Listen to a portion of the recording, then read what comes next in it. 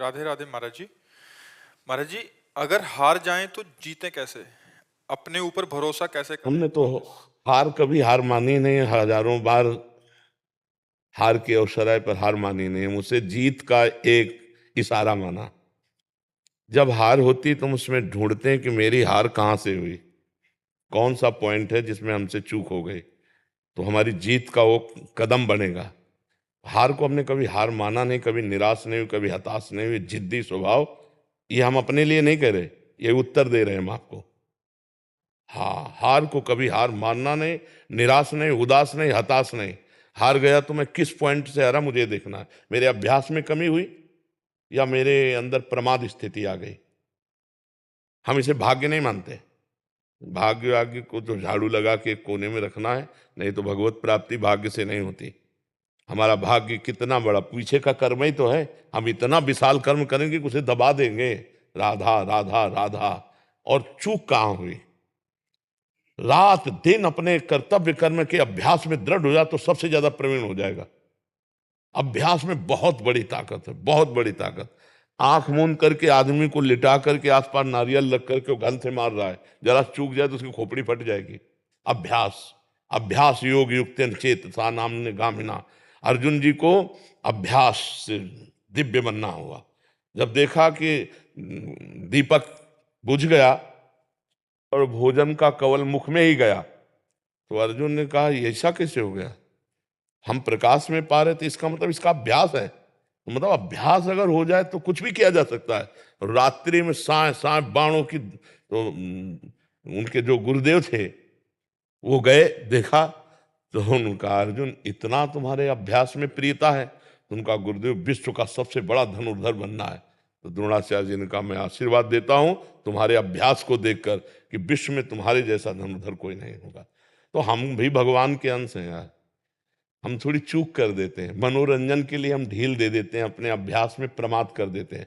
चाहे पढ़ाई हो, चाहे जो भी हो, हमको बिल्कुल उसमें तन्मय रहना है।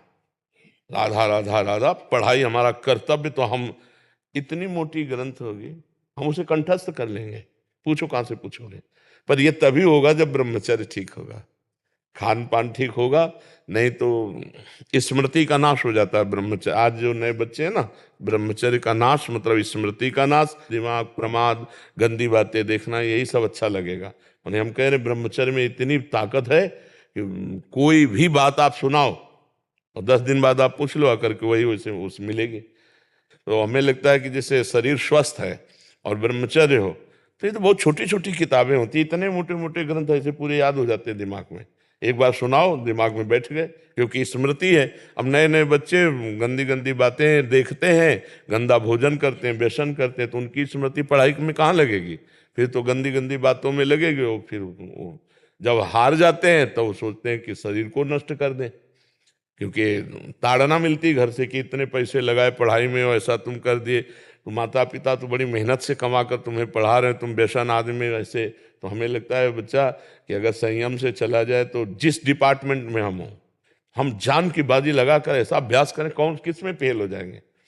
ये बाबागिरी कोई छोटी मोटी युद्ध वाली बात नहीं, बहुत बड़े युद्ध की बात है, बहुत बड़े युद्ध की बात है। ये कोई खिलवाड़ नहीं, जैसे अपने लोग बचपन से आए ना, भूख प्यास गर्मी सर्दी काम क्रोध लोभ मोह मद मत्सर, लोगों की गालियां सामने से। तो हमें हारना नहीं। हम अपने उदाहरण से कहते हैं, अगर हम आज जरा सा अपने को स्वीकार कर लें कि मैं किडनी फेलियर आदमी हूं, तो उठने लायक नहीं हूं, उठने लायक नहीं। हार नहीं मानी आज भी, आज भी हार नहीं मानी। हम अपने समय से देखते हैं, हमें उठाओ, हमें स्नान करवाओ, हमें चलो ले चलो, हमारी दिनचर्या चलेगी। मतलब बहुत जिद्दी स्वभाव, जिद्दी स्वभाव। मतलब प्राण दे सकते हैं लेकिन अपना नियम नहीं तोड़ सकते, अपनी दिनचर्या नहीं तोड़ सकते। तब जाकर के ये स्वभाव और श्री जी की कृपा, तो ये आज जो है दिनचर्या चल रही।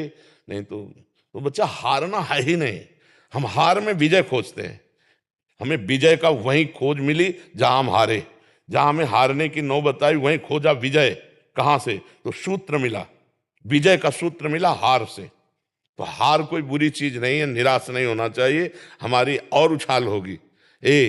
खिलाड़ी का गेंद जब ऐसे नीचे जाता है ना, तो ये ना समझे नीचे गया, वो नीचे से थपक मारेगा तो अपने लक्ष्य पे जाएगा।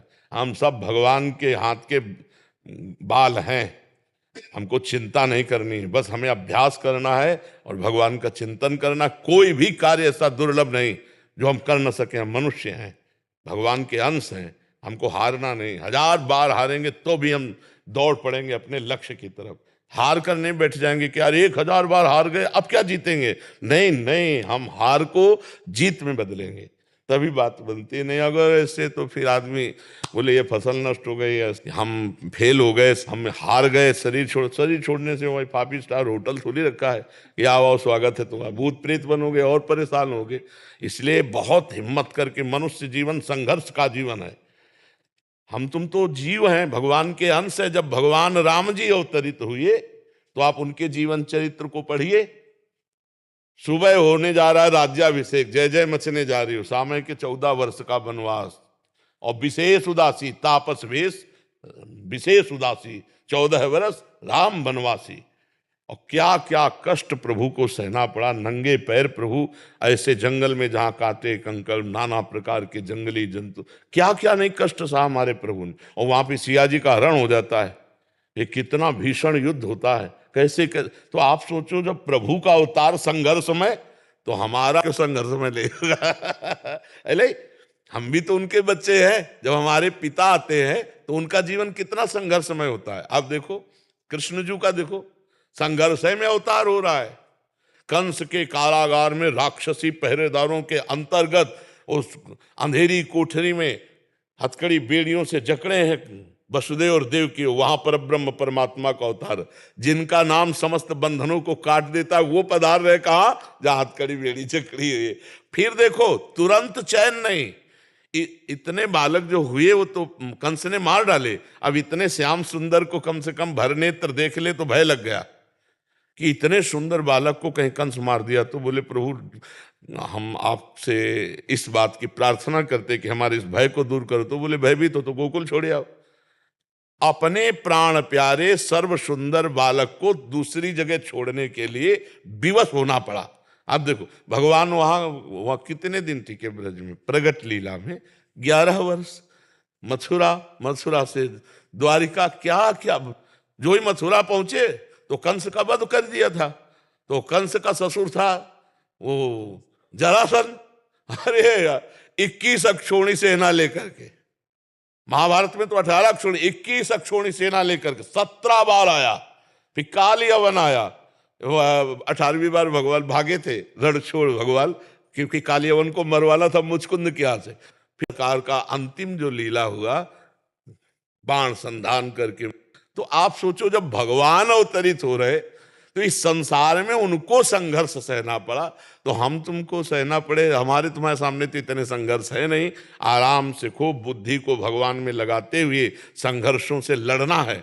हमें ये नहीं सोचना हाय हाय क्यों विपत्ति आ गई, नहीं, विपत्ति आई तो हमको उससे गुजरना है, हमको उससे निपटना है। भगवान ने यही अवतार लेकर के सिखाया है, हम धैर्यवान बने, बुद्धिमान बने। पर इसके लिए भगवान का भजन चाहिए, भजन नहीं है तो फिर रुपया पैसा से धैर्य नहीं आता है। ये विवेक रुपया पैसा से बाजार में नहीं मिलता, ये सत्संग और भजन से प्राप्त होता है। विपत्ति दुख और हार को बर्दाश्त करके आगे बढ़ने का जो उत्साह मिलता है वो अध्यात्म से मिलता है, वो लौकिकता में नहीं। महाराज जी ये प्रश्न इन्हीं का नहीं है, आजकल के नए बच्चे जो पढ़ रहे हैं या किसी परीक्षा के लिए तैयारी कर रहे हैं या कहीं आर्मी में भी होना है, महाराज जी क्या इतना प्रयास कर लेते हैं तो सक्सेस मिलता नहीं है, फिर उसके बाद बहुत निराशा। हम ये कहते हैं प्रयास में सफलता है। हमारी बात हर विद्यार्थी अगर मान ले, हमें फिर इसका उत्तर दे, आप अपने ब्रह्मचर्य को छीण मत करना, आप कोई नशा मत करना जब तक विद्या अध्ययन कर रहे हो, ये बहुत बड़ी साधना है। और अगर आप ग्रेजुएट ना हो जाए तो हमें बताना। लेकिन 13-13, 12-12 वर्ष के बच्चे कुसंग के कारण, मोबाइल के कुसंग के कारण गंदे गंदे क्रियाएं करने लगे, गंदे गंदे आचरण करने लगे। अब ये फेल नहीं होंगे तो क्या होंगे।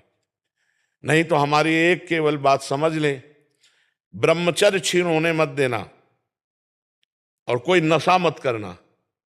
फिर आपको देखो अपने आप ब्रह्मचर्य आपको पढ़ाई में न लगा दे तो बताना।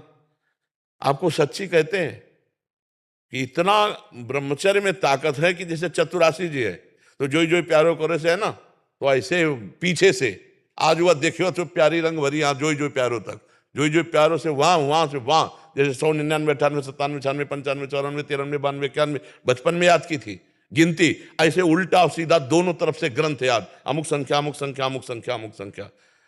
हम अगर जिस कार्य में लगे तो उसमें तन्मयता, अब कैसे बताएं, सैकड़ों हजारों बच्चों में फैल गया है हस्तमैथुन, हजारों बच्चों में फैल चुका है। मुख्य कारण यही। हाँ, और मुख्य कारण यही, और डॉक्टर सपोर्ट करते हैं तुम्हारा स्वास्थ्य अच्छा रहेगा।